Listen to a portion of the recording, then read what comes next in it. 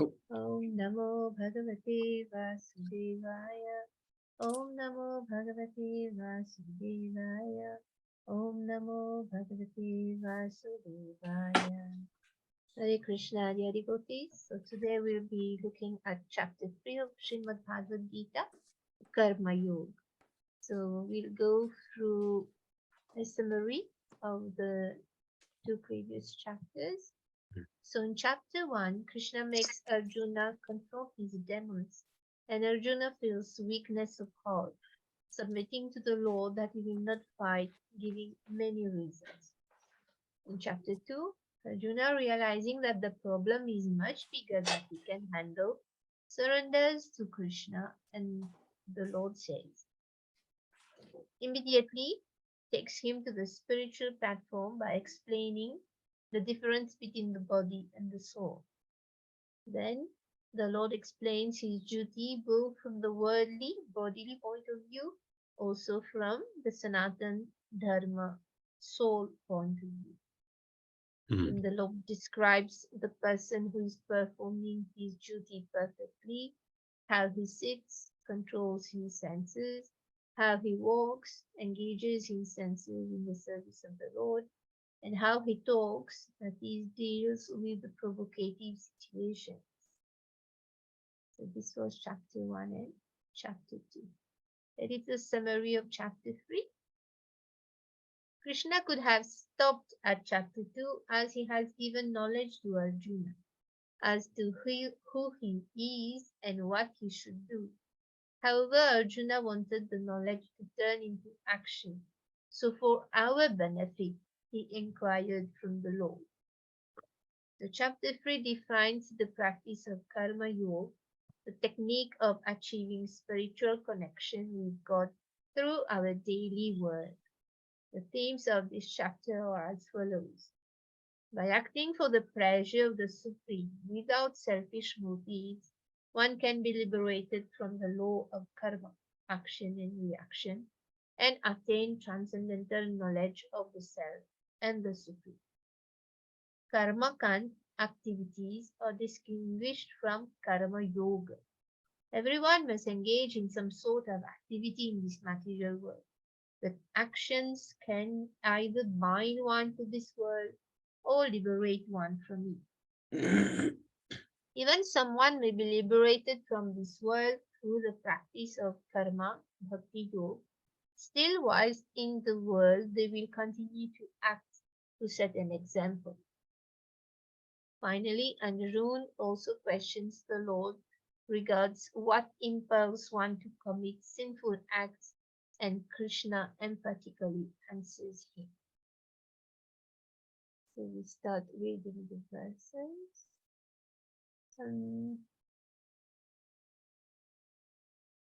Will Riyansh read the Sanskrit verse today, and then I will read the English? Yeah, maybe. As Riyansh?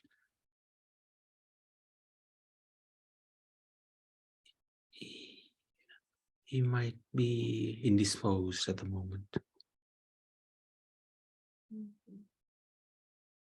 Oh, Sitaram Prabhu, would you like to read the Sanskrit verses?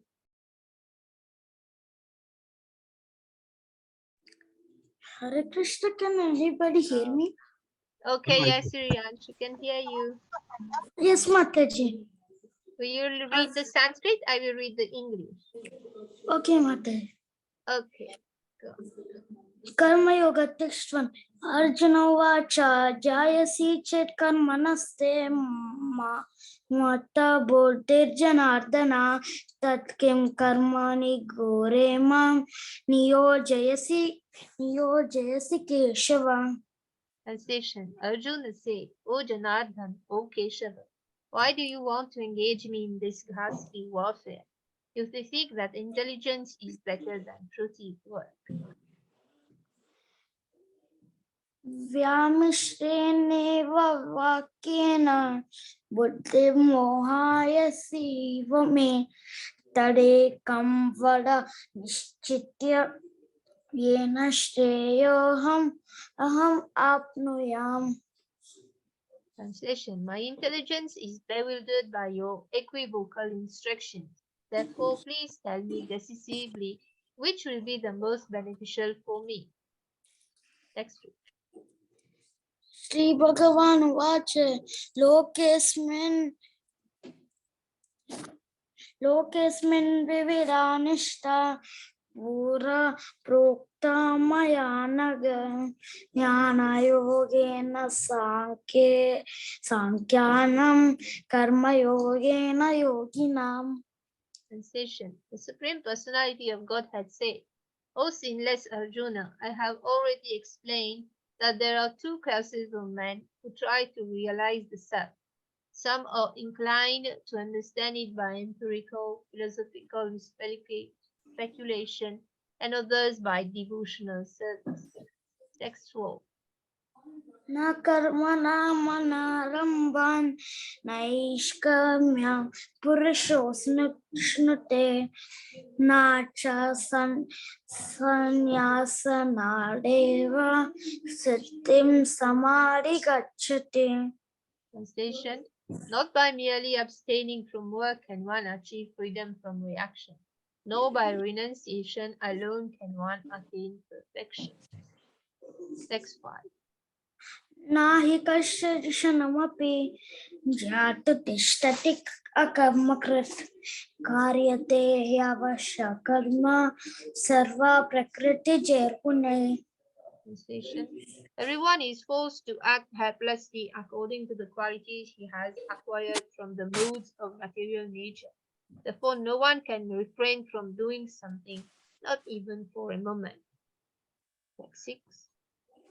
Karmendriyani samyamya ya aste manasa smaran indriyarthan vimulatma mityachara sauchyate. Translation. One who restrains the senses of action, but whose mind dwells on the sense objects, certainly deludes himself and is called a pretender. Text 7.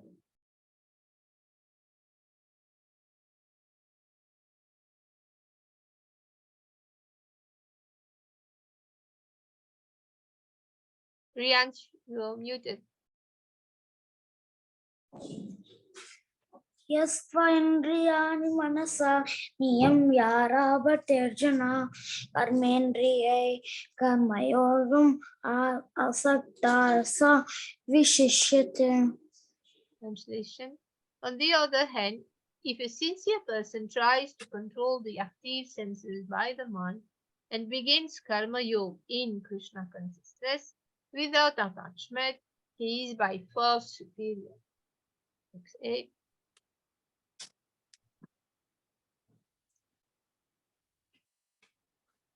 Niyatam kuru karmatvam karma jyayo hya karmana sharira yatra pichate na prasiddhyera karmana. Translation. Perform your prescribed duty, for doing so is better than not working. One cannot even maintain one's physical body without work. Text 9.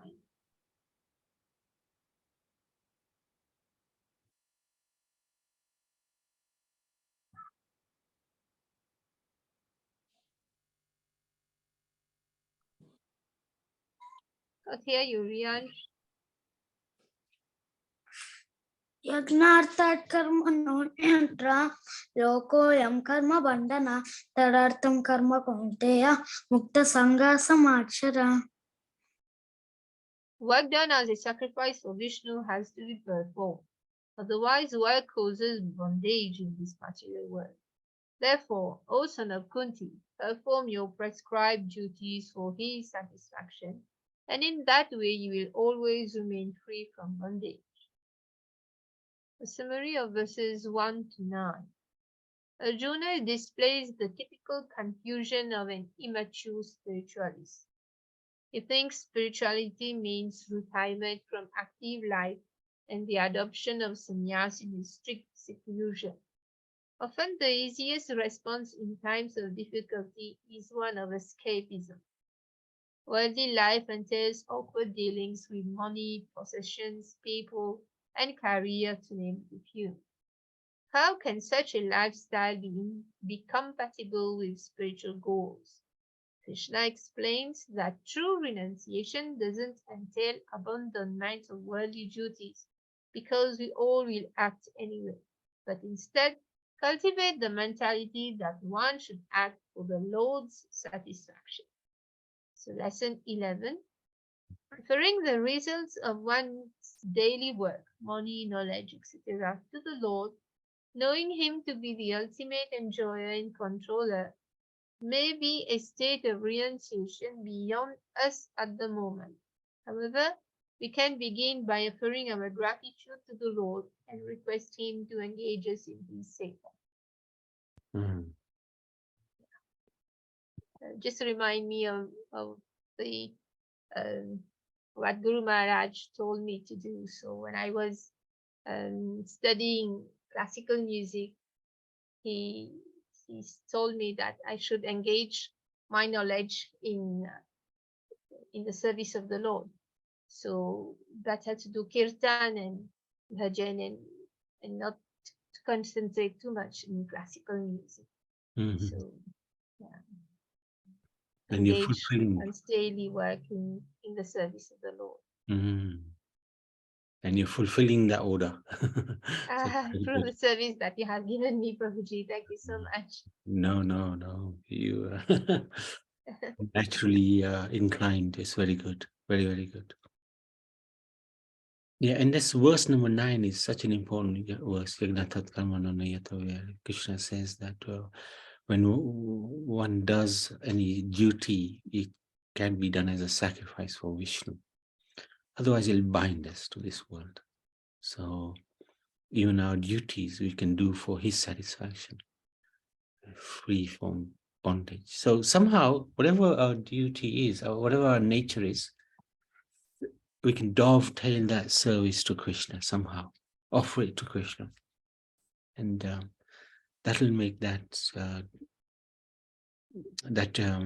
duty free of karma. So that is pretty good if we can manage to do that. Somehow it's just getting into that mindset. Everything I want to do it to please you, my Lord. So, not easy, not difficult. We just got to get in the right mindset.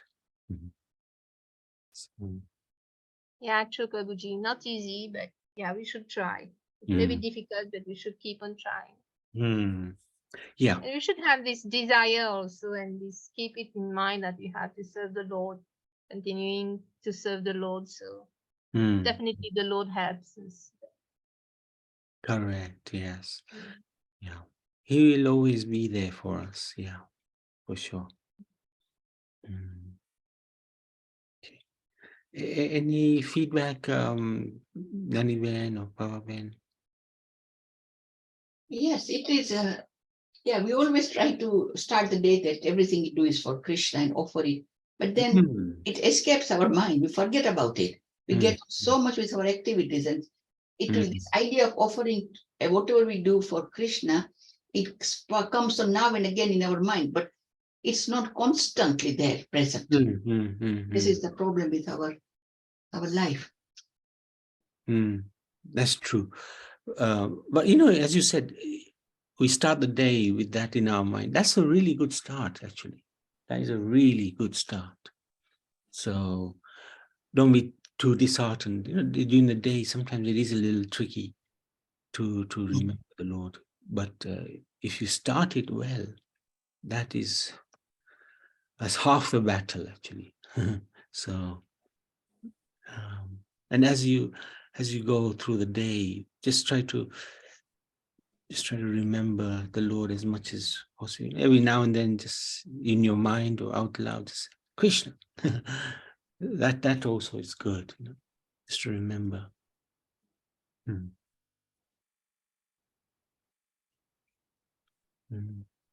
Okay. Hare Krishna Prabhuji. Hare Krishna Prabhuji. All the devotees, I just missed some of it, like went shopping, that's why. And have turned it, but I think I haven't missed it, have I? No, you haven't. You were there. Yeah, when you started. Yeah. at present you are telling us about the daily routine or daily work. In the morning when I wake up, I always pray God, let these hands do all the good work. Good. Please help me to do all the good work with these hands. And whatever I, in the evening when I go to sleep, I always say, whatever I done all day, I give it to you. But in between, still sometimes the mind goes somewhere else. Yes. And then you forget. Definite. You forget, talking with people, and then you start talking with them, and then the mind is gone completely somewhere else. And you can't remember the Krishna then. At present, as we are doing now, the session, we are enjoying. I'm so much pleased to hear that whatever duty you do every day, you offer God first and do your job. But we still we forget, True. We forget and then start doing something else. Very true. I mean, I want to say that the mind is not concentrating all the time. Hare Krishna. Thank you, Hare Krishna. Okay, let's carry on. Dharam Prabhu, would you like to read the Sanskrit now? Mataji, can I read? I got disconnected again. I can't. Okay, you can continue with the Sanskrit. Okay, and Sitaram Prabhu, would you like to read the English translation? Good. Okay.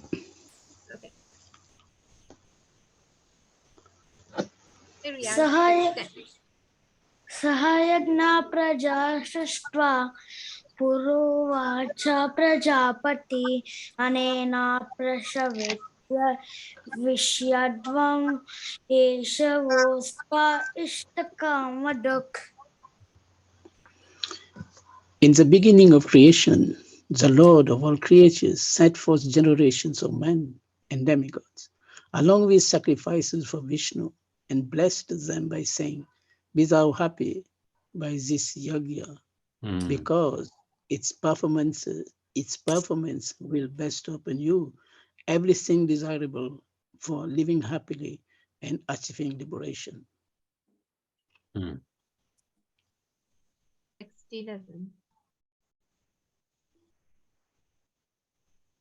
Devan bhavayatanena te deva bhavayantu va parasparam bhavayanta shreya paramavapsyata.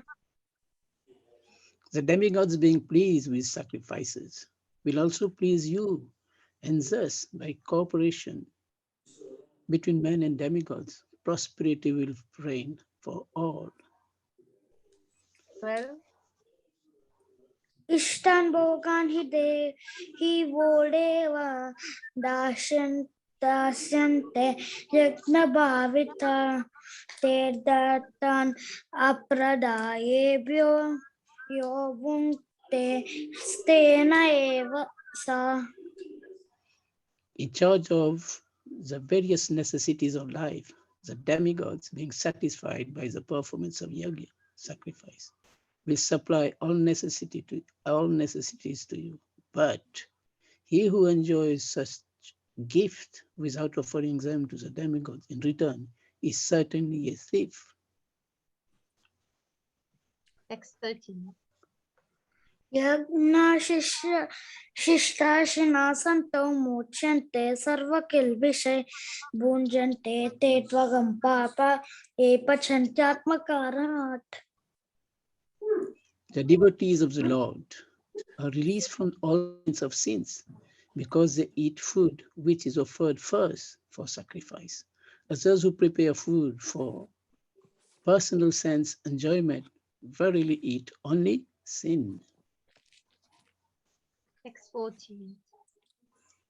अन्नाद्भवन्ति भूतानि पर्जन्यादन्न सम्भव यज्ञाद्भवति पर्जन्यो यज्ञकर्म समुद्भव. All living bodies subsist on food, grains, which are produced from rain. Rains are produced by performance of yajna, sacrifice, and yajna is born of prescribed duties. Text 15. Karma brahmo bhavam viddhi brahmakshara samudbhavam tasmat sarvagatam brahma nityam yagne pratishtitam. Regulated activities are prescribed in the Vedas, and the Vedas are directly manifested from the Supreme Personality of Godhead. Consequently, all-pervading transcendence is eternally situated in act of sacrifice. Text 16. Evam pravartitam chakram nanuvartayati hiya agayur indriyaramu mogam partha sajivati. My dear Juna, one who does not follow in human life the cycle of sacrifice thus established by the Vedas certainly leads a life full of sin. Living only for the satisfaction of the senses, such a person lives in vain. Summary of verses 10 to 16. A yoga ladder with different rungs is described as follows. On the lowest level, an individual is solely interested in materialistic enjoyment. One stage higher is karma kand, where one still desires materialistic enjoyment, but now tries to achieve it via religious regulated observance. When one realizes the futility of material enjoyment, they progress to sakama karma yoga, where one begins to offer a portion of his results to God, but still maintains some selfish motivation, example name and fame. At the next stage of Nishkam Karma Yoga, one accepts whatever necessities he requires to maintain himself and offers everything else to God. This is selfless. Those who progress to this level of spirituality, Nishkam Karma Yoga, break free from all karmic implication and become peaceful and liberated. So lesson 12, whatever you cook, offer that to the Lord and it becomes prasad, which you can eat or honey. If already offering, be careful as you can enjoy with our eyes and smell. Also, if already offering, then take to next stage, that is to cook what the Lord wants to eat. So this is the yoga ladder. Animal life, eating, sleeping, and mating, depending. Vikarma ugra karma. Then karma kanda, karma fruity worker, regulated sense gratification according to scriptures, performing rituals for heavenly sense gratification. So this is the beginning stage, yoga ruru. So these are for lower planet or lower species. This is on earth or swarg. And the next one is karma yoga, nishkam karma yoga, akarma. So this is renouncing the fruits or results of our activities. So this is yogi family, swarg, planets of Prajapatis. Then jnana yoga, Brahman, renouncing fruits, speculative knowledge about Brahman and austerities. And after that, Brahman or Paramatma, Dhyan Yoga or Astanya Yoga.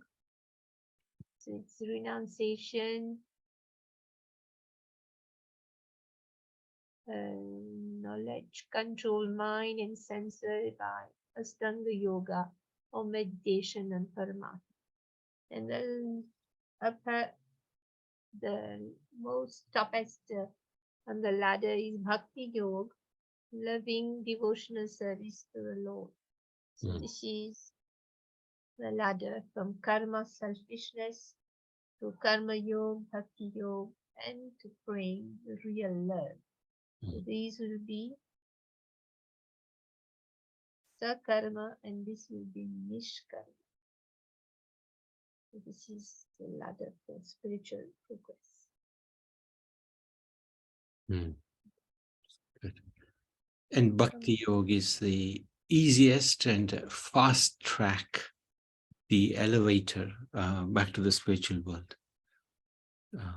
And Bhakti Yoga includes all the other benefits from all the other yogas. So and Bhakti Yoga is very simple. Connect it to the Lord, Krishna, Ram, Vishnu, and it becomes Bhakti.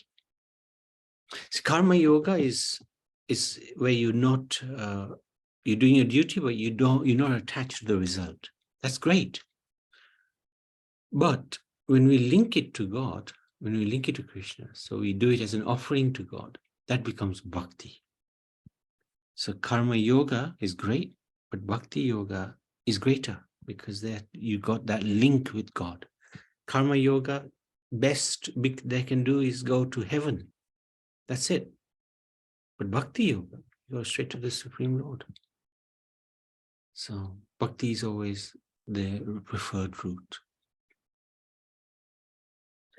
Naniben, anything you like to share? Or Prabhaben? I'm just thinking that Nishkam Karma Yoga, it says Akarma Biniti, it's renouncing fruits or results of the activities. But in Nishkam Karma, Bhakti is not included, isn't it? Because the link with God hasn't been established. Established, yes. That's right. But if we can do, what I would say, Nishkam Karma, which means offering fruits of whatever we do at the service of the Lord, then that becomes Bhakti Yoga. Exactly. Yes. So Karma Yoga is where you're not attached to the fruits. Nishkam Karma Yoga is you actually renounce the fruits. So Karma Yoga, no attached. Nishkam, you're renouncing the fruits. So it's a little more. But then Bhakti Yoga is where you are offering or you're renouncing the fruits to Krishna. You're offering the fruit to Krishna. That's what takes you to the spiritual world. That makes it Bhakti, because you've added Krishna to your equation.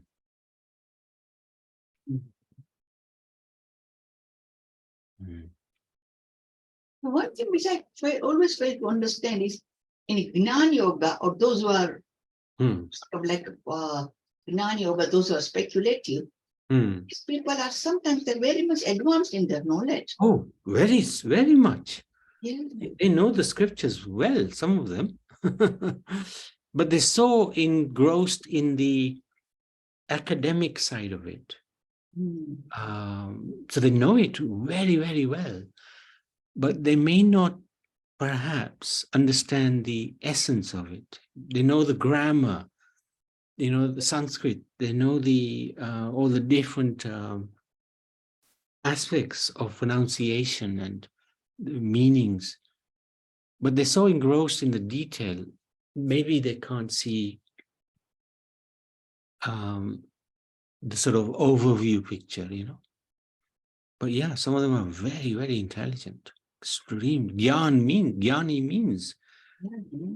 But if they do that for Krishna, then it's absolutely fine, isn't it? Yeah. And the example was what was his name now? Keshav Kashmiri. Actually, Kashmiri Pandit, yeah. He was a scholar, but he was very, proud of his scholarship. But then Chaitanya curbed his pride, and he was devastated, but he was also willing to learn. So then he surrendered to Chaitanya, and he was still a Jnani, but he added the aspect of bhakti to his Gyan, and that made him perfect. Finish. Mm. Hare Krishna, Prabhuji. Hare Krishna. This is my question. The way you're explaining is very good. And Mataji, what Mataji said, that some of the yogis and sons, they can remember the scriptures and they can do a lot of bhakti gnan, and some of them can read the Sanskrit so well that they can pronounce so nicely. But with me, if I'm doing any reading, this is for me, I'm telling, today I will read the page, the page or the chapter or the two pages. But the next day, I will forget what I've read yesterday. So this is my, I mean, how, do I say my problem, or you are not the only one. Why can't I remember what I read yesterday? You are not the only one, Mataji. You're all on the same platform. I always think, oh my God, then I will go to that page again. And this is where I find difficulty. Even I'm enjoying your satsang every day, but then after a while I'll forget, which is not very nice. Yeah, but I mean, I try so much. I say, God help me to remember what I've read, but it's not there. No, don't worry too much, Pavan. Thing is, there was. I have talked openly. I've talked openly to you. Others, I don't know about others. I mean, other Mataji said, you're not the only one. There are so many like me. Everybody's in the same boat. But don't worry. This is the point. The thing is, the Lord is not necessarily pleased with intellect. He's pleased with bhakti.